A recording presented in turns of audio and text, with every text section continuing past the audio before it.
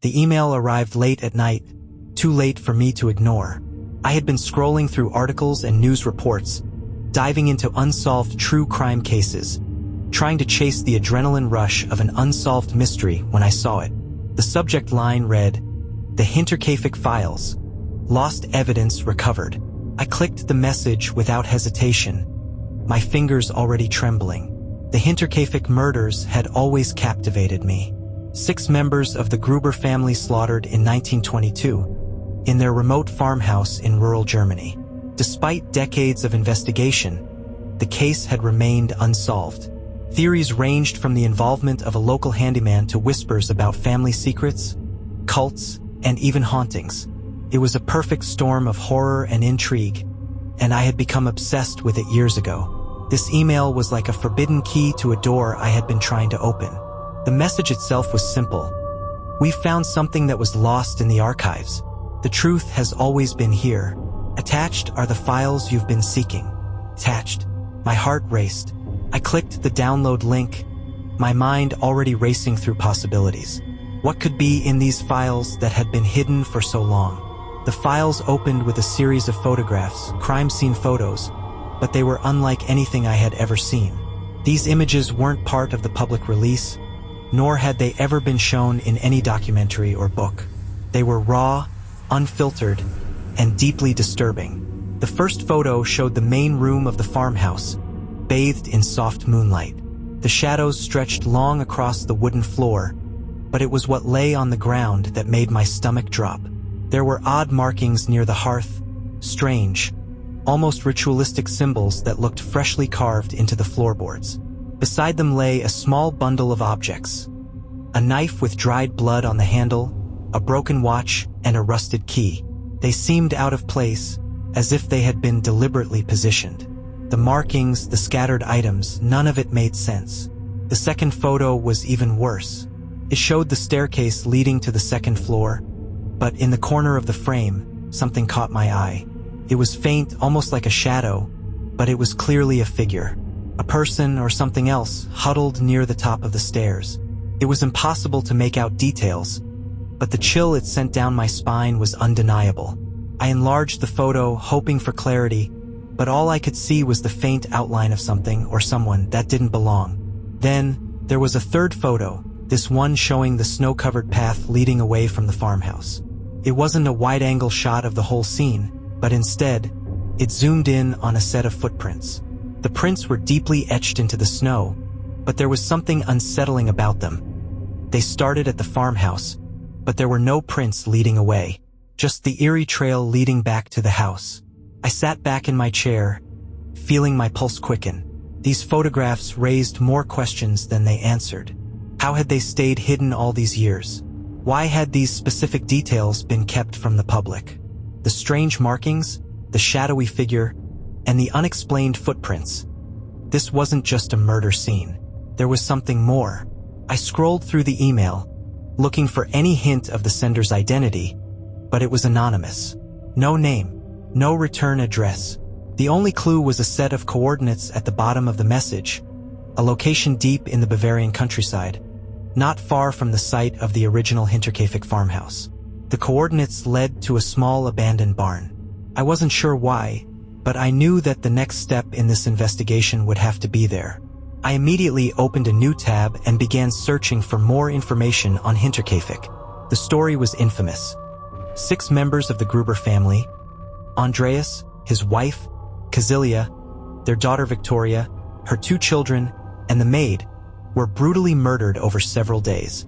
Their killer or killers were never caught. Some believed it was the local handyman, who had worked for the family but had an alibi. Others whispered about a family feud, and still some claimed the murders were linked to the occult. What set the Hinterkaifeck case apart was the strange events that occurred in the days leading up to the murders. Neighbors reported hearing noises from the house when no one had been seen for days, and some even claimed to have seen figures moving behind the windows. There were also reports of strange footprints in the snow that appeared and disappeared, just like the ones in the photos I had just seen.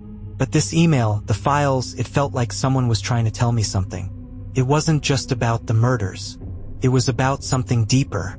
The more I thought about it, the more certain I became that the killer had to have been someone with intimate knowledge of the Gruber family and the layout of the house. But how could they have done it without leaving any trace? How could someone live in that house, undetected, for days after the murders? I decided I needed to go to the source. I had been reading about Hinterkaifeck for years, but this was the first time I had encountered anything that felt real. The photos, the coordinates, the strange symbols. This was no longer just a historical mystery. It was something far more personal. I packed a bag with my camera, a flashlight, and a notebook. As much as I tried to shake it off, I could feel the weight of the situation pressing down on me. I wasn't just following a story anymore. I was following something that felt alive, something that had been waiting for someone to uncover it. The flight to Germany was uneventful, but the closer I got to the coordinates, the more my mind raced. The barn was located near the site of the farmhouse, which had been demolished long ago. I had to rely on maps and local information to guide me. The rural Bavarian countryside was peaceful, but an unease settled over me as I passed through dense forests, the thick fog obscuring my view. Something didn't feel right. When I finally reached the barn, I paused before stepping out of the car. The wind had picked up, and the air was thick with tension. The barn itself looked abandoned, overgrown with vines and surrounded by the decaying remnants of old farming equipment. It didn't look like anyone had been here in years. I checked my phone to confirm the coordinates, and they led directly to the barn's front door. I took a deep breath and stepped inside. The interior of the barn was dusty and filled with the musty smell of decay. The wooden beams creaked underfoot, and the floor was covered in a thick layer of dirt and straw. At first glance, it seemed like any other abandoned building, dark, silent, and untouched by time. But then I noticed it. Near the back of the barn, partially obscured by shadows, was an old trunk. Something about it stood out like it was waiting to be opened. I moved closer, my footsteps slow and cautious, my heart pounding in my chest. As I approached the trunk, I noticed a faint scratch mark on the side. It looked recent. My breath caught in my throat. This wasn't just an old relic. It was something that had been used recently. I reached down and, with some effort, lifted the lid. Inside the trunk, there was nothing but dust and old, yellowed papers. But buried beneath them was a book, an ancient-looking leather-bound tome, its cover worn and cracked with age. I pulled it out carefully, my fingers trembling. The pages inside were handwritten in a language I didn't recognize, filled with symbols that made the ones in the photos look like child's play. I flipped through the pages, each one more cryptic than the last. It was then that I realized, this was it. This was the missing piece of the puzzle. The truth about the Hinterkaifeck murders was buried here, in these pages, in this barn. And now that I had uncovered it, I wasn't sure if I was ready to know what would come next. I closed the book, my mind racing. The past wasn't done with me yet. It was only just beginning. The book was heavy in my hands, and as I carefully closed it, I couldn't help but feel that I had just unearthed something far more dangerous than I had ever anticipated. The dark cover of the tome was eerily smooth, almost unnaturally so, and it seemed to hum with an energy that made the hairs on the back of my neck stand on end. I had no idea what kind of knowledge it contained, but I knew one thing for certain. This was not just about solving a murder. It was about something far more profound, something ancient. With a shaky breath, I stuffed the book into my bag, my thoughts racing. The barn around me seemed to close in, the air growing thick with the scent of rot and decay. I felt like I was being watched, though I was completely alone. It was as if the very earth itself was holding its breath, waiting for something to happen. I tried to steady my nerves and pulled myself together. The first thing I needed to do was examine the book. I would leave the barn and head back to the nearest town, where I could begin my research. The book would be the key to everything, or so I hoped. The drive back felt longer than it should have. The fog rolled in thicker as I wound my way through the dense Bavarian countryside, and my mind was consumed by the possible implications of the book. The symbols within it had felt familiar, though I couldn't place why. I had been reading about the Hinterkaifeck murders for years, but nothing had ever prepared me for this. Nothing had ever seemed so real. By the time I reached the small hotel where I was staying, I was exhausted, both physically and mentally. But there was no time to rest. I needed to know what was in the book. I had to find out more. Inside the room, I spread the book out on the bed. The yellowed pages seemed to shimmer with age, and the ink was faded but still legible. The language was unlike anything I had ever seen. Something ancient, obscure, a language that seemed to ripple on the page, almost as if the letters were alive. I flipped through the pages carefully, trying to make sense of the symbols and the strange writing. It took me a while, but eventually, I began to understand the general meaning. The book was an occult text, one focused on rituals and ceremonies that had been practiced by secret societies long ago. And as I read, I realized the most terrifying thing. This book was connected to the Hinterkaifeck Murders. The Gruber family had been involved in dark rituals, and the murders themselves were part of something much larger. The Gruber family had been dabbling in forbidden practices long before their deaths. According to the text, they had been trying to summon something ancient, something powerful. And when it all went wrong, it had led to their brutal deaths. But what was it they had summoned? What was still lingering in the land? As I continued reading, one particular phrase stood out. It was written in bold letters, almost as if it had been emphasized. The Watcher waits in the dark, and he will not rest until the sacrifice is complete. My pulse quickened. The Watcher, was that what had been stalking the Gruber family? Was it the same thing that had been haunting me since I found the book? The strange occurrences, the shadowy figures, the feeling of being watched. Was this the same force? I couldn't ignore the nagging feeling that the murders weren't just a random act of violence. They were part of a much larger and more sinister ritual, one that had begun with the Gruber family's pact, and one that might never be finished. I felt a cold shiver run down my spine as I thought about it. Had the Grubers summoned something that had never been truly banished? Had it continued its hunt for the next victim? Perhaps me? I closed the book abruptly, my mind swirling with fear and confusion. There were too many unknowns. What had the Gruber family actually done? Who had they been trying to contact, and why? And, most importantly, who was still involved in this web of darkness? I knew I needed to go back to the farmhouse site. I had uncovered the first piece of the puzzle, but I still had no answers. There was something missing, something I could feel but couldn't quite grasp. I needed to see the site for myself, walk the land again. There was a connection here, one that I couldn't ignore. But as I prepared to leave the hotel, I received a phone call that stopped me in my tracks. The number was unfamiliar, and it was only after a moment of hesitation that I answered. "Hello," I said, trying to keep my voice steady. "You're getting too close." A low, distorted voice replied, "Stop looking into the past. Leave the Hinterkaifeck Murders alone. You don't know what you're dealing with." My heart skipped a beat. "Who is this?" I demanded, my mind racing. "What do you know about the case?" But the voice didn't answer. Instead, there was a sudden click, followed by silence. I stared at the phone in my hand, my breath shallow. Whoever had called me knew about the murders. They knew about the book, and they knew that I was getting closer to the truth. For a moment, I considered abandoning the investigation. The phone call, the threats, it was enough to make anyone turn back. But something deep inside me told me that I couldn't stop now. The truth was out there, and it was closer than I had ever imagined. I wasn't just chasing an old mystery.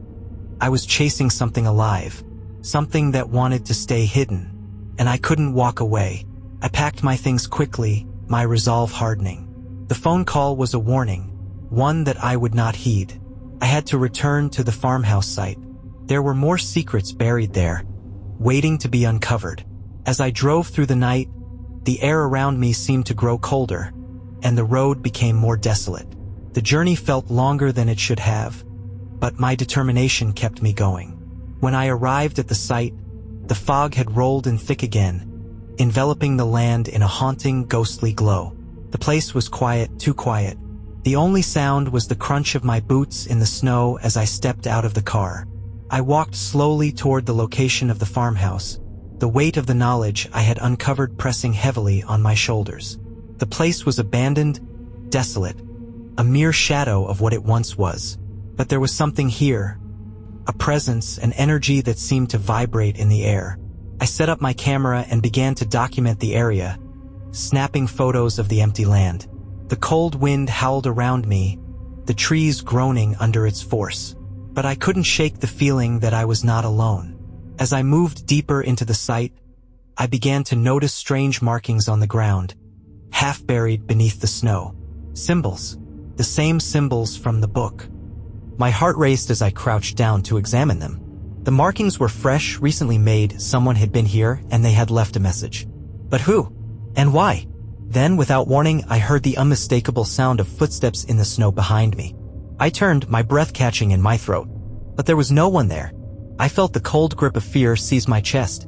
Something was watching me, just as it had watched the Gruber family all those years ago. And now it was watching me. I needed to get answers. But more than that, I needed to survive. The footsteps in the snow were unmistakable. Crisp and deliberate, they echoed through the silence of the Bavarian countryside. But when I turned, there was no one. No shadow. No movement. Just the eerie stillness of the place. My heart pounded in my chest as I stood frozen, eyes scanning the empty landscape around me. I had never felt so vulnerable, so exposed. The land of Hinterkaifeck was hauntingly beautiful, isolated, desolate, and thick with a sense of history that seemed to hang in the air like a heavy fog. But there was something else here. Something watching. I quickly refocused on the strange symbols I had uncovered on the ground. They were fresh, too fresh to be ignored. The snow had not yet fully settled over them, and some of the lines looked like they had been scratched into the surface, not by an animal but by human hands. These were deliberate marks, part of something bigger, something more than just a coincidence. I felt an icy shiver crawl up my spine as I crouched closer to the symbols. They were the same as those in the book, and now, more than ever, I knew there was a connection between them and the murders that had taken place here. The footsteps. The symbols. The oppressive silence that had settled over me like a thick blanket. It was too much. I was standing in the same place where, decades ago, 6 people had been slaughtered, their bodies found in the most brutal and mysterious ways. A family, a maid, all gone. And the more I uncovered, the more I was certain that there was something about this place, something unnatural that had never truly left. I stood, my mind racing. The feeling of being watched intensified, and the shadows around me seemed to shift. I had to get out of there. I wasn't going to be the next victim. I had already found too much, perhaps more than I was meant to. The book, the symbols, the phone call, and now this, the footsteps in the snow. It all pointed to one thing: someone or something had been here recently. Someone who didn't want me to uncover the truth. I turned quickly, heading back toward my car, but as I did, a flash of movement caught my eye from the corner of my vision.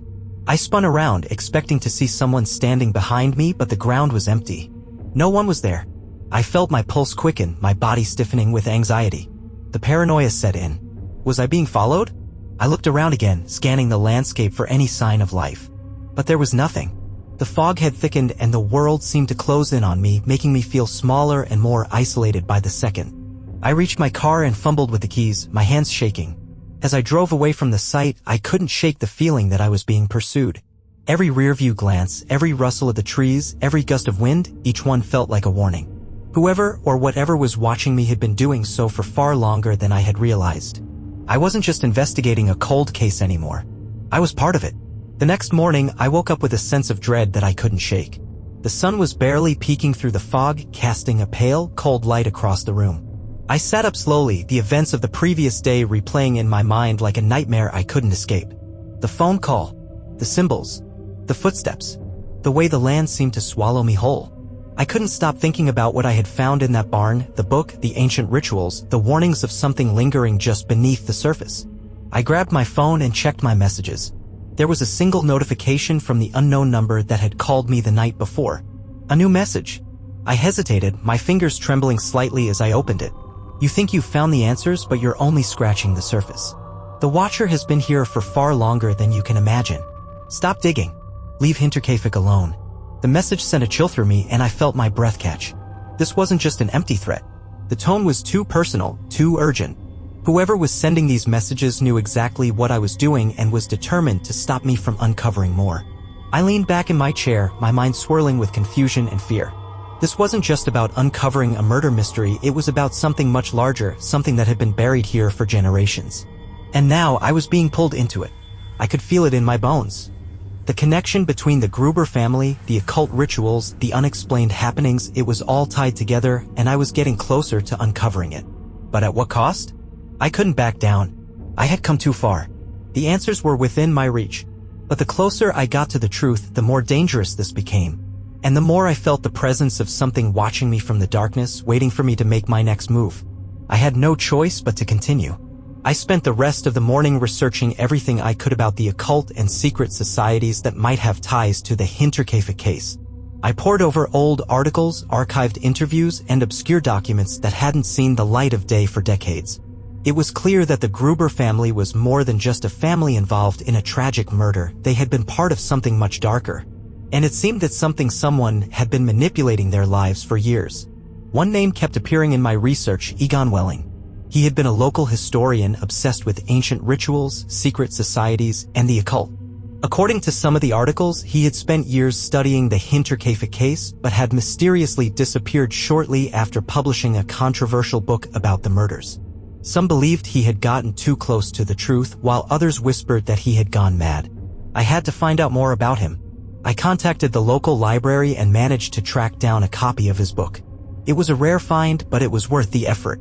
As I flipped through the pages, I found that he had written about the Gruber family's connection to a secret society, one that had practiced dark rituals in the woods surrounding the farmhouse.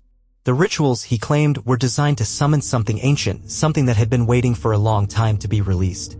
The more I read, the more I realized that the Gruber family hadn't just stumbled into something dark, they had knowingly entered into a pact with forces they couldn't control.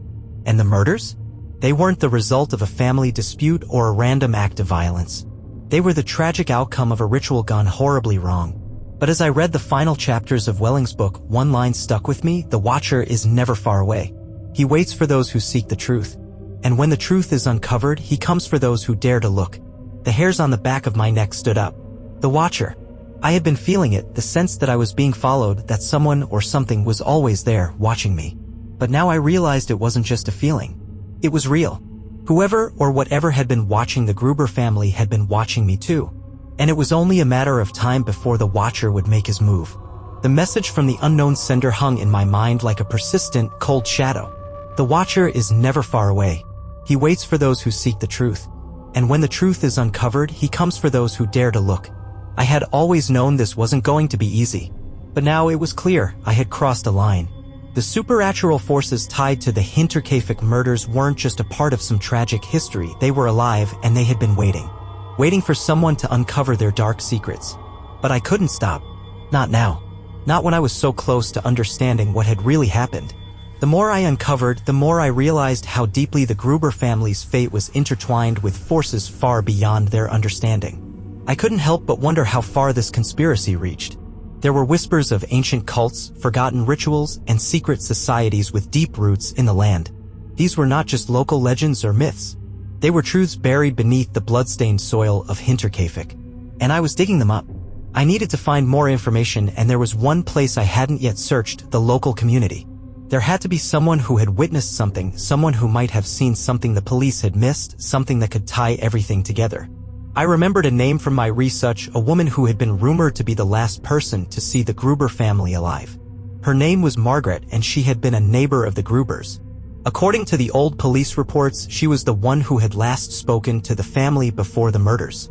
She had been hesitant to speak to the authorities, and her account had been dismissed as nothing more than rambling. But she was still alive, now in her 90s, and she might be the key to unraveling everything. I didn't waste any time.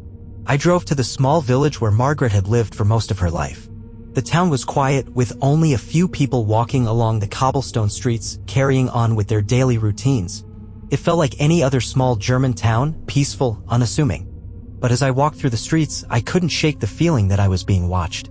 The villagers were polite but distant, as though they had grown used to outsiders coming in to poke around their history. They seemed reluctant to discuss the Grubers or anything related to the murders. But I wasn't there to dig into the past for idle curiosity. I needed answers. And Margaret was the last living link to the truth.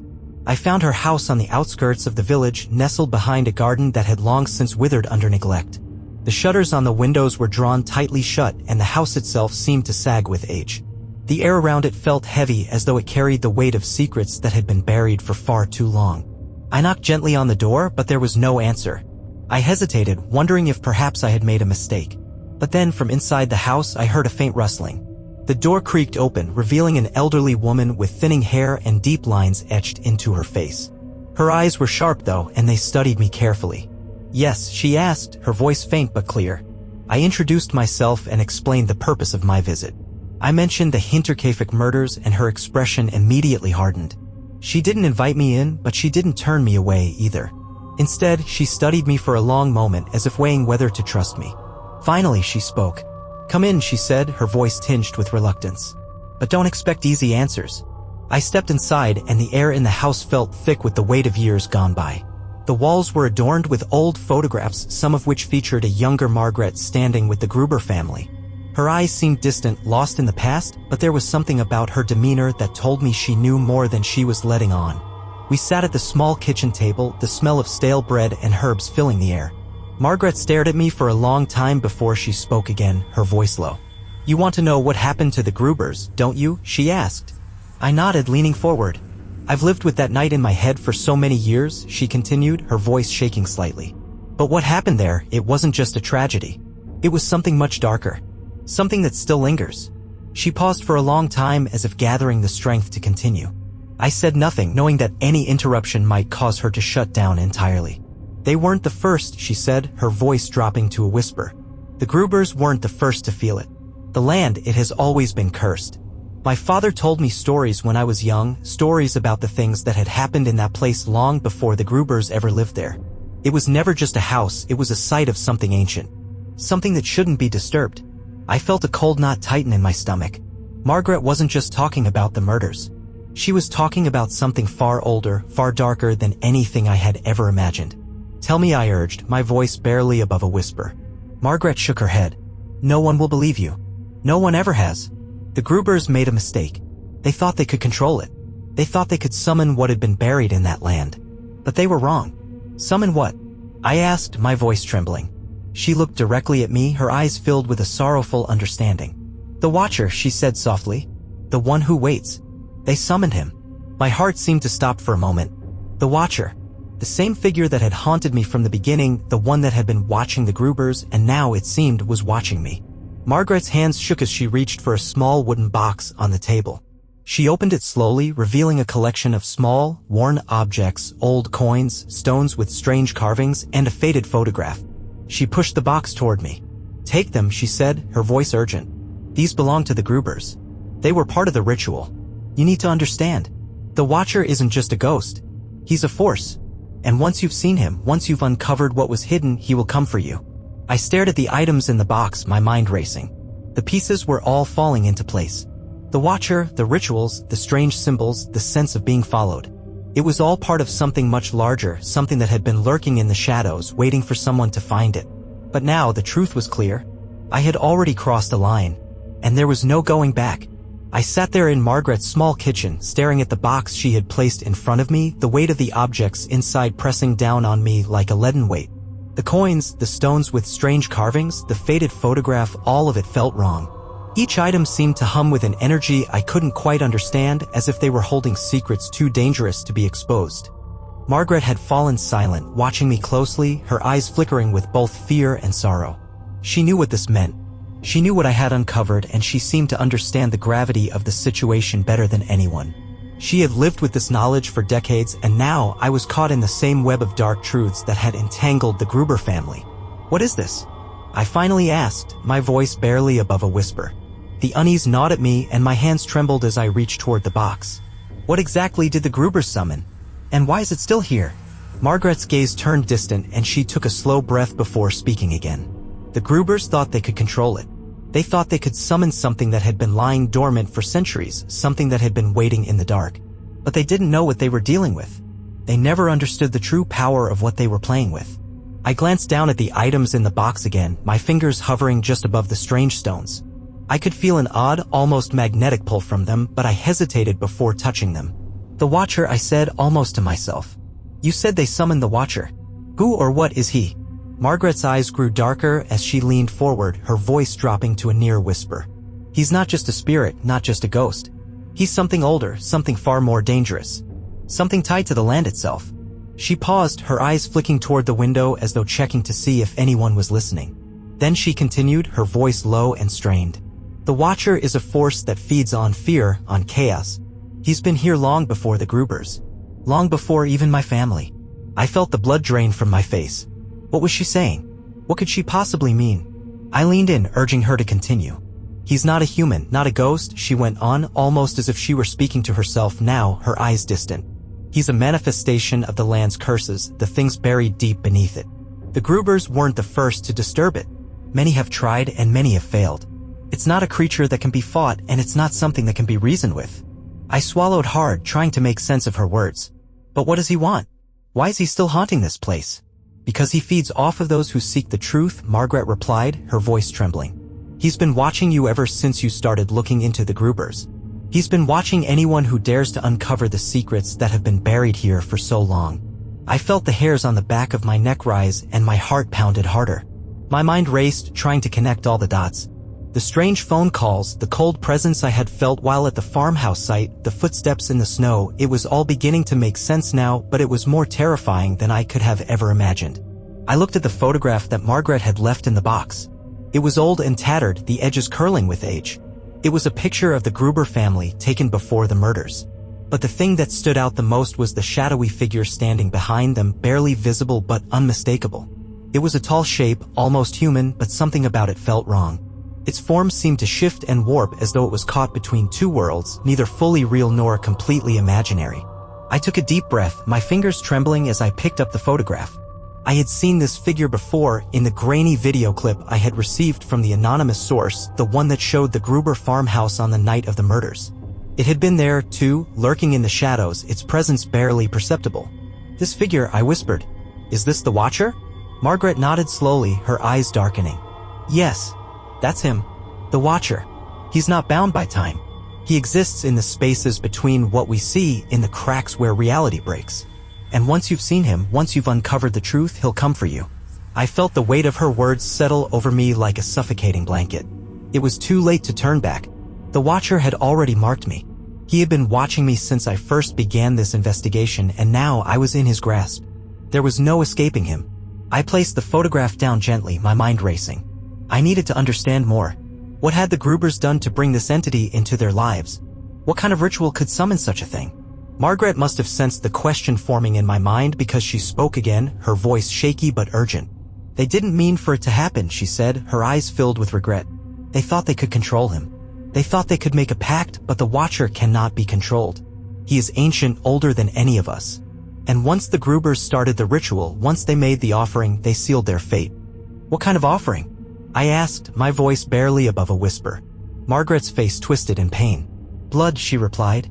Sacrifice. The Watcher demands a blood offering to bind him to the land. And once that happens, he takes control. He becomes the master of the land, feeding on the fear and the pain of those who cross his path. And it doesn't stop there. It doesn't end with just one family. He moves on to anyone who gets too close. My blood ran cold. The Grubers had made an offering, a blood sacrifice, to summon the Watcher, and in doing so, they had damned themselves. But they were not the only ones. The Watcher didn't just kill the family, he sought out anyone who dared to disturb the land he controlled. And I was no exception. I felt a surge of panic rise within me, but I forced myself to stay calm. There had to be a way to stop him. There had to be a way to break the curse before it consumed me, just as it had consumed the Grubers. Margaret seemed to read my mind, her expression hardening. There's only one way, she said. You have to sever the connection. You have to destroy the objects that were used in the ritual. The coins, the stones, the photograph, they all hold the Watcher's power. Destroy them and you break the bond. I felt a surge of hope, but it was quickly tempered by fear. Destroy the objects? But how? What if the Watcher was still watching? What if the ritual was already too powerful to undo? You must be careful, Margaret warned. The Watcher doesn't give up easily. He'll try to stop you, to drag you into the dark with him. But you have to finish what the Grubers started. Only then will he release his grip. I nodded, though a wave of dread washed over me. I had come this far, but I didn't know if I was strong enough to face what lay ahead. The Watcher was real. He had been waiting. And now I was his next target. I left Margaret's house with the box of items in my hands, my heart racing. There was no turning back now. The truth had come at a terrible cost, and I knew the Watcher would not stop until I had been consumed, just like the Grubers before me. But I wasn't going to let that happen. I was going to destroy the items, sever the bond, and break the curse. I didn't know if it would work, but I had no choice. The Watcher had marked me, and now it was time to face him. The drive back to the farmhouse site felt like an eternity. My hands gripped the steering wheel so tightly that my knuckles turned white, my mind swirling with what I had just learned. The Watcher wasn't just a ghost or a figure from folklore. He was something ancient, a force tied to the land itself, waiting for someone to stumble into his grasp. And now I had uncovered the truth. But the question remained, could I stop him? I couldn't afford to waste any more time. The box of items sat on the passenger seat next to me, and with each passing mile, I could feel the weight of the objects growing heavier. The coins, the stones, the photograph, they held the power of the Watcher, a power that had been festering in the land for centuries. I knew that I had to destroy them before it was too late, but there was a gnawing fear in the back of my mind. What if the Watcher was already too powerful? What if my actions had already sealed my fate? As I arrived at the farmhouse site, the fog had thickened, swallowing everything around me. The land was eerily quiet, and the only sounds were the distant rustling of leaves and the occasional groan of trees bending under the weight of the wind. The place felt oppressive, like it was holding its breath, waiting for something to happen. I parked my car near the ruins of the farmhouse, my heart pounding in my chest. The area had been abandoned for decades, but it still carried the heavy energy of the murders. It was as though the land itself had absorbed the terror, the bloodshed, and now it was just waiting to be disturbed once again. I opened the box and pulled out the items one by one, my hands shaking. The coins glinted dully in the dim light, their carvings strange and foreign. The stones felt unnaturally cold to the touch, their surfaces etched with symbols that seemed to shift as I looked at them. And the photograph, it was the same one Margaret had shown me, the one with the shadowy figure lurking behind the Gruber family. The Watcher. I couldn't waste any more time. I walked toward the center of the ruins, the ground beneath my feet soft with the weight of history. The symbols on the stones seemed to pulse in my hands, almost as if they were alive, urging me to stop, to turn back. But I couldn't. Not now. I placed the items on the ground, the coins and stones forming a small circle. I stood over them, my breath shallow, my pulse racing. The air seemed to thicken, and the fog swirled around me like it had a life of its own. The land was reacting to the presence of the objects. It was as if the Watcher himself could sense what I was about to do. I knelt down, pulling a lighter from my pocket, and without hesitation I set the photograph on fire. The flames crackled to life, dancing in the air, and for a moment I felt the ground tremble beneath me. The fire consumed the photograph quickly, turning it to ash, and as it did, I felt something stir in the air, something that sent a chill crawling up my spine. The Watcher was near. I turned to the coins next. I knew I had to destroy everything that had been used to summon him. The stones, the coins, the photograph. They were the anchor that held him to this land, and until they were gone, he would never leave. I tossed the coins into the fire. They melted almost instantly, the strange carvings twisting and warping as they disintegrated in the flames. The stones followed, their surfaces glowing a faint, unnatural orange before being consumed by the fire. The air crackled with energy, and the fog seemed to grow thicker, as if it were trying to suffocate me. The Watcher was angry. I could feel it. I stood there, staring at the flames, willing them to burn hotter, to burn away the curse. But as the fire flickered and died, a voice whispered on the wind, so faint I almost didn't hear it. "You think you've won?" I froze. The voice was low, cold, and unyielding. It was the voice I had heard on the phone. The voice of the Watcher. I spun around, my breath catching in my throat. There was no one behind me, just the swirling fog and the empty land. But I felt his presence, like a shadow falling across the earth, watching me from the darkness. "You cannot destroy what has been set in motion," the voice continued, its tone mocking. "You cannot undo the past." I could hear the sound of footsteps, slow, deliberate, approaching from behind. I spun around again, but there was no one there. The fog was too thick, the shadows too deep. But I could feel it now. The Watcher was here. He was closing in. I stumbled backward, my heart racing. My hands reached for my phone instinctively, but before I could even unlock it, the screen flickered to life on its own. The familiar grainy footage of the Gruber farmhouse flashed across the screen, but this time, the footage was different. This time, I saw it clearly. A figure stood in the doorway of the farmhouse, tall and indistinct, its features warped and shifting. The Watcher. I heard the footsteps again, now closer, louder. They were coming for me. I turned and ran, the air thick with fog, the ground slippery beneath my feet. The Watcher was following me, his presence like a weight pressing down on my chest. I reached the car, my hands shaking as I fumbled for the keys. The footsteps behind me grew louder, faster. I could feel the temperature drop, the air around me growing colder with every passing second. Finally, the car door clicked open and I slammed myself into the driver's seat, throwing the keys into the ignition.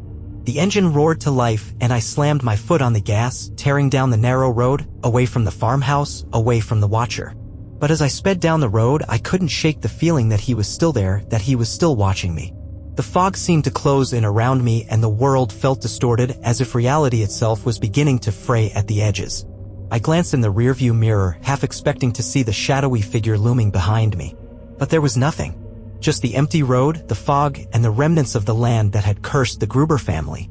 I didn't stop driving until I reached the nearest town. My hands were still shaking, my heart still racing. I pulled over to the side of the road, breathing heavily, trying to calm myself down. The watcher hadn't followed me. He hadn't appeared in the mirror. But I knew he was still out there. And I knew he would never stop. Not until he had claimed what he was owed. The night was eerily quiet as I sat in my car, the engine idling, parked just outside the town. I had fled from the farmhouse site, desperate to escape the suffocating presence of the watcher. But the fear hadn't left me. I could still feel it lingering at the edge of my consciousness like a cold, unseen hand. The watcher hadn't disappeared. He was still there, out there, and I had no idea what he wanted from me or why he was targeting me. The past few days had felt like a nightmare I couldn't wake from.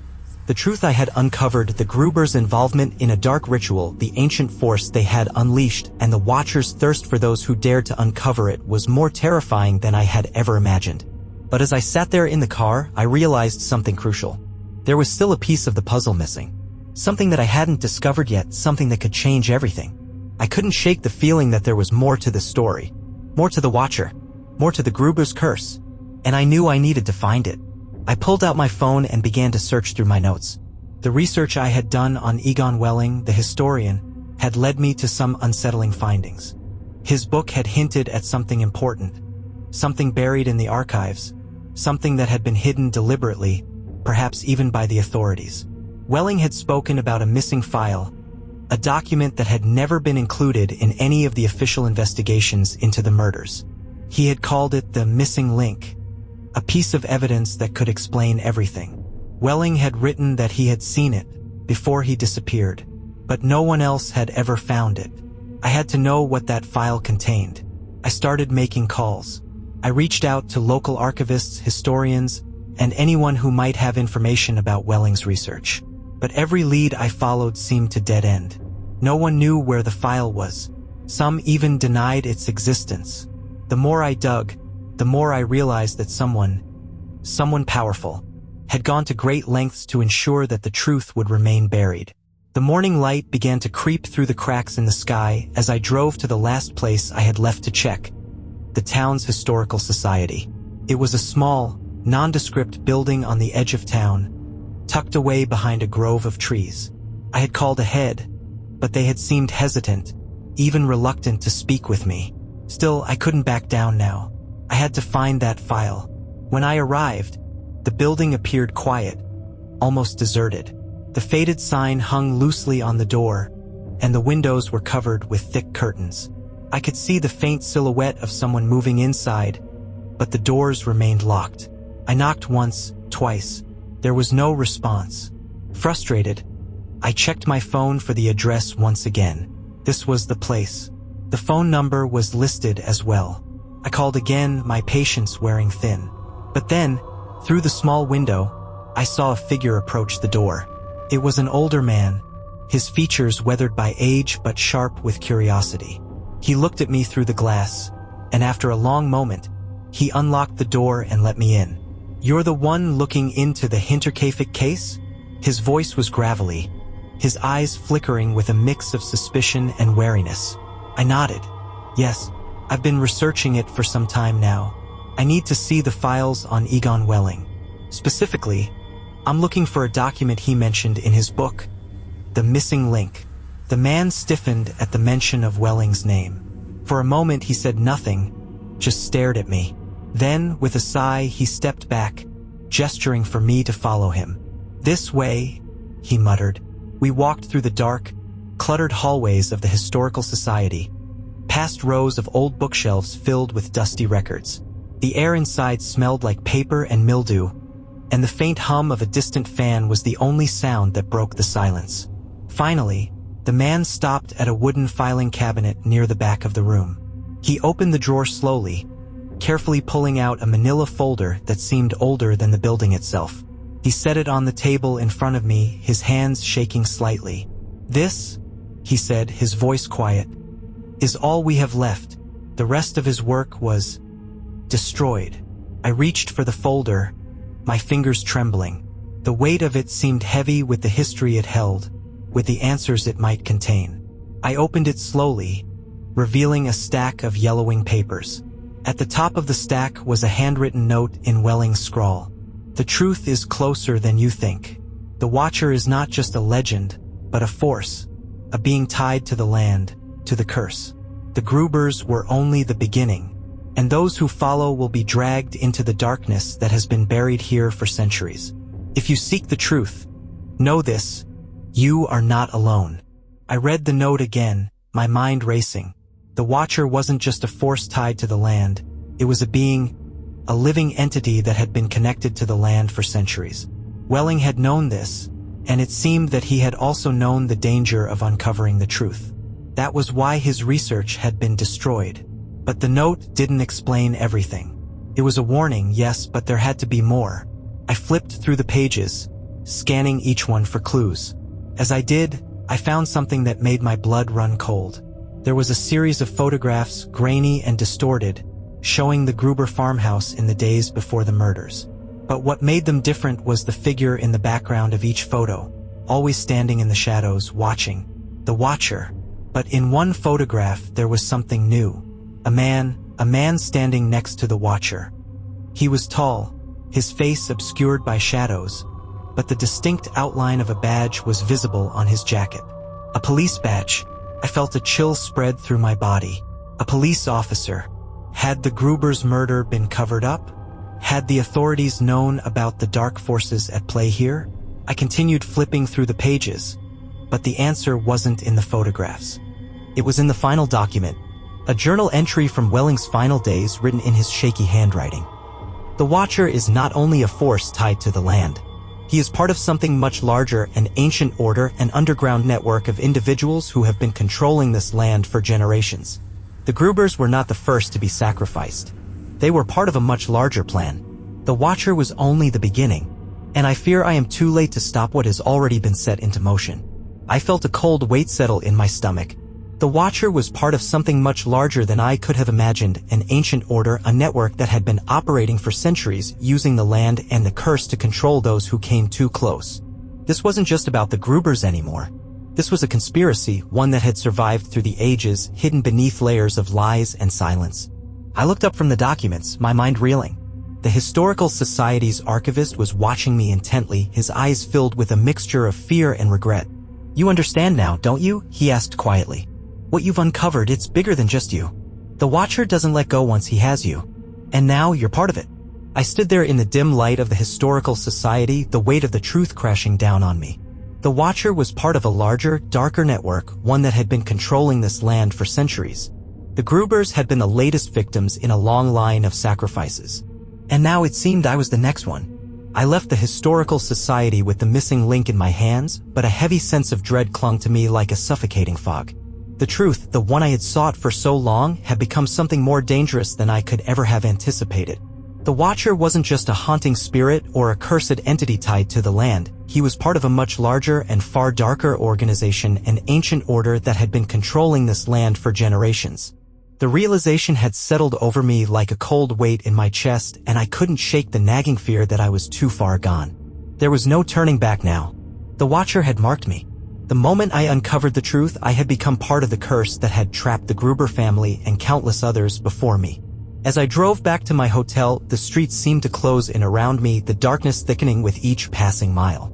I glanced nervously in my rearview mirror, half expecting to see the shadowy figure of the Watcher behind me. But the roads remained empty, the faint headlights of other cars casting long, eerie shadows on the wet pavement. I couldn't outrun him, though. I couldn't escape him. He was a part of me now, a specter that would haunt me until I met the same fate as those before me. I spent the rest of the night poring over the documents I had retrieved from the Historical Society, trying to make sense of the connections. The photographs, the journal entries, the evidence of the Watcher's presence in the Gruber household, it was all there, laid out in front of me. But there was still so much I didn't understand. The photographs of the Watcher had become clearer now, especially the one with the man standing next to him. The badge. The police badge. That was the key, wasn't it? The Watcher was tied to the land, but there was more to it. The police officer in the photo suggested a deep connection to the authorities, someone who had been involved in the cover-up.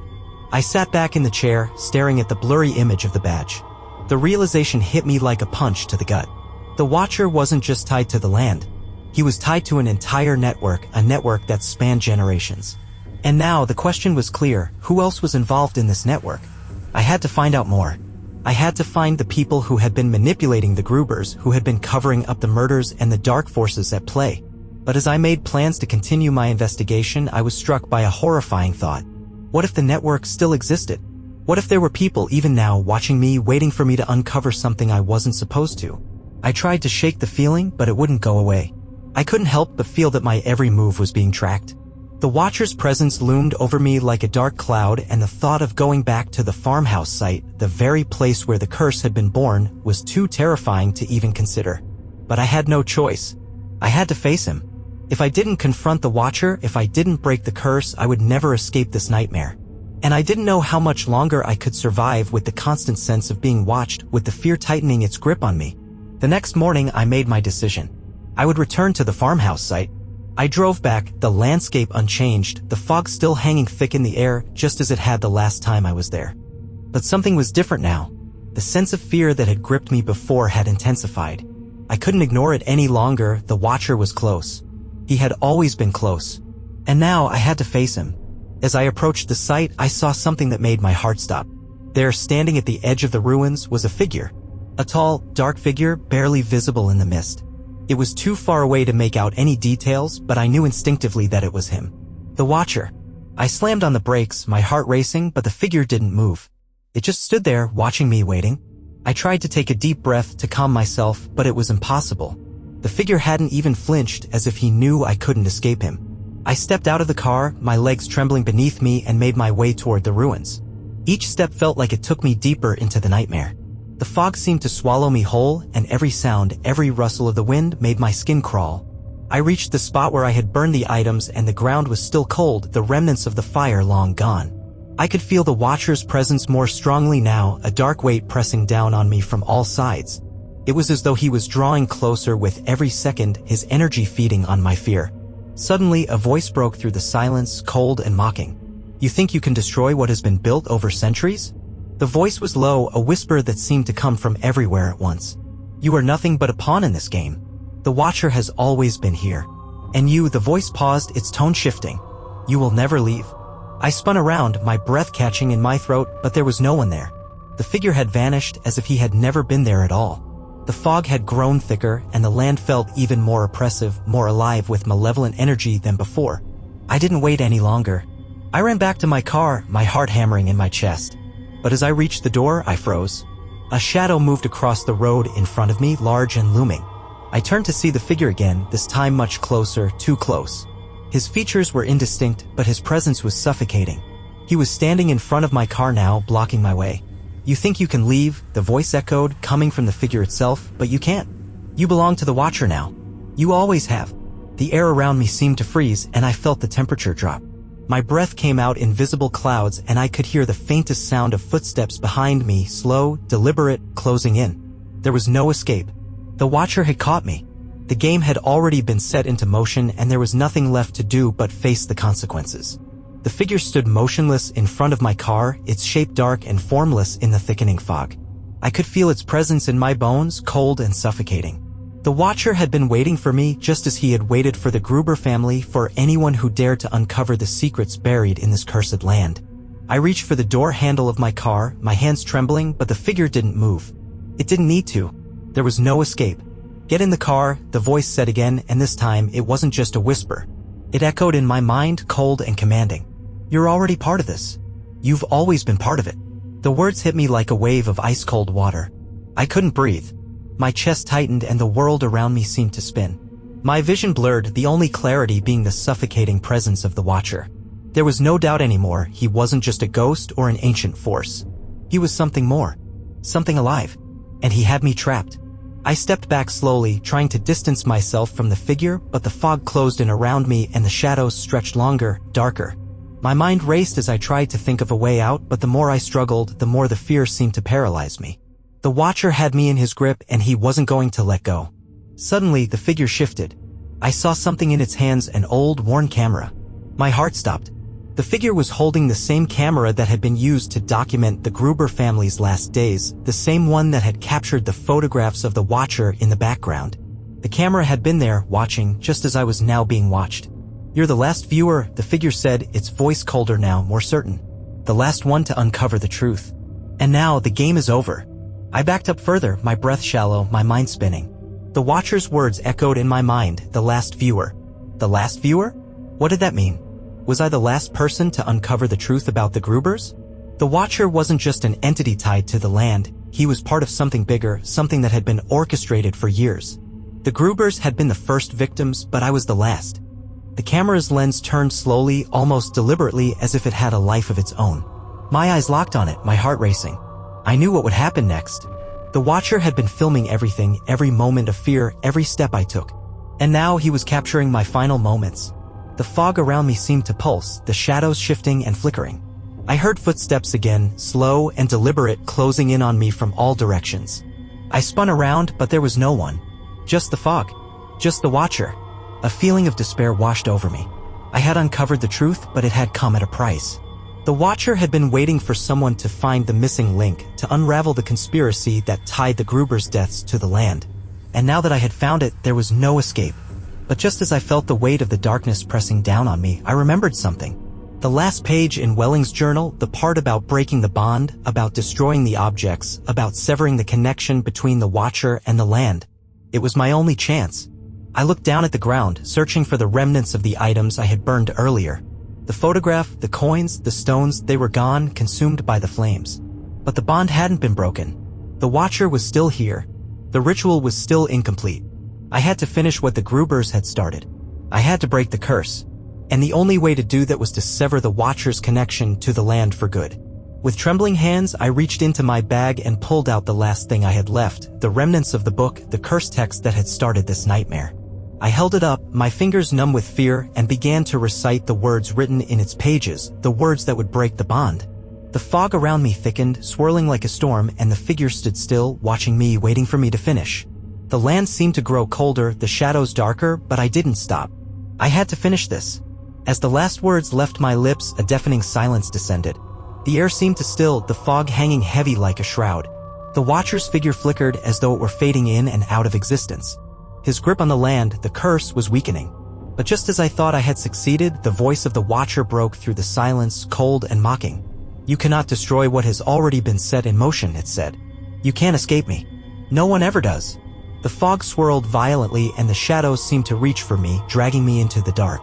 The land was fighting back, refusing to let go of its hold. I could feel myself being pulled, my body weakening, my strength fading. The Watcher was not just a force of the land. He was the land itself, an entity that could never be truly destroyed. But then, as I was about to lose consciousness, I saw something in the distance, a faint light breaking through the fog, growing brighter, stronger. It wasn't the Watcher. It was something else. I reached toward the light, my fingers brushing the air as I tried to pull myself toward it. The Watcher's grip tightened, but the light was too strong, too powerful. It surged forward, pushing the darkness back, unraveling the fog, and for the first time in what felt like an eternity, I could breathe. The last thing I saw before everything went black was the light, bright and pure, shining in the distance, banishing the Watcher, banishing the curse. The next thing I knew, I was waking up in my hotel room, my body cold and exhausted, but the fog, the shadows, and the Watcher were gone. I was alone. And for the first time in days, I could breathe freely, the oppressive weight lifted from my chest. I sat up slowly, my mind still reeling, trying to make sense of what had happened. Had it all been a nightmare? Had I truly broken the curse? Or had the Watcher simply let me go for reasons I couldn't understand? The room felt empty, silent.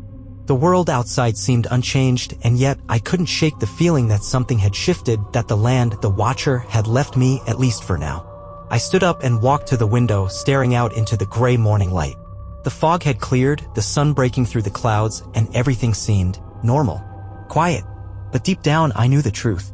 The Watcher had not been destroyed. He was still out there, waiting for the next person to uncover the secrets of the land, to walk the path that I had walked. I had seen the truth, and now I understood. The Watcher was eternal, and this cycle, this dark, twisted game, would never truly end.